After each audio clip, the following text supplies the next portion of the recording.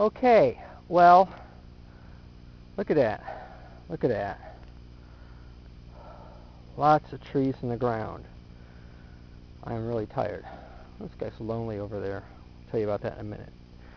Um, One thing I had to do is I had 3 trees that I made on M111 in a grafting class at Vintage Virginia Apples. Look them up. And they have classes in the winter.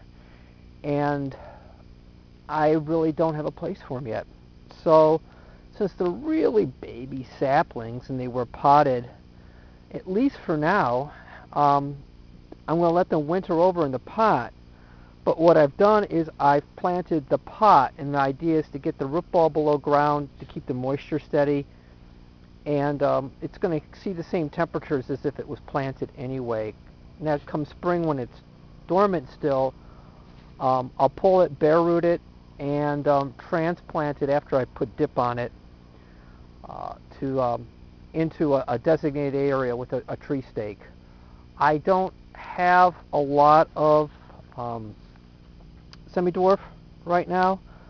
I'm looking at getting some, and I've got space inside the fence line for them. I'm just really trying to keep an eye on maintaining density. It's not a very big area, but the price per square foot has been a little high because of the fence. This guy over here, I had an odd hole. Each little mini block of trees, there's 3 trees, there's a 4th hole, and I'm going to put a similar tree in.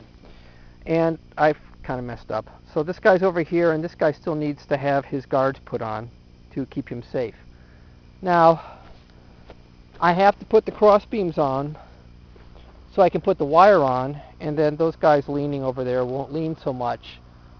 They'll be tied to the wire, and that'll get them through the winter for any wind buffeting and the like. Everybody's had a ton of water on them. I guess the worst part, and I'll just talk, the worst part has been these were all in pots all summer long. The pots had a ton of weeds in them because I had to get topsoil. Those who know the story, I had to get topsoil in a hurry. It was infested with weed seed and some bugs. So that made a bad thing worse. And the root balls in there, for the most part, were pretty solid, but some of them weren't very happy. I couldn't dip the roots. I had to dip the whole root ball. So I ended up using a lot of microcorsal dip, which is fine. But the whole process was the root ball was a little bit bigger than the bucket, or just exactly the size of the bucket.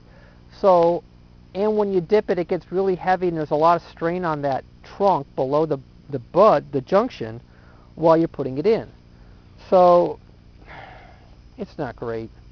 These aren't 24-inch holes. They're 12-inch drilled holes, scraped. Fortunately, I've had the clay out to dry, break it up, and put it back in. I did put a lot of drainage underneath the tree.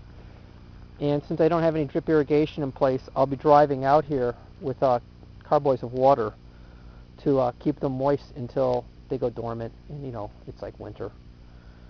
Okay, folks, it's begun. Here we are. And you can probably see all the black flies. Thank you for watching.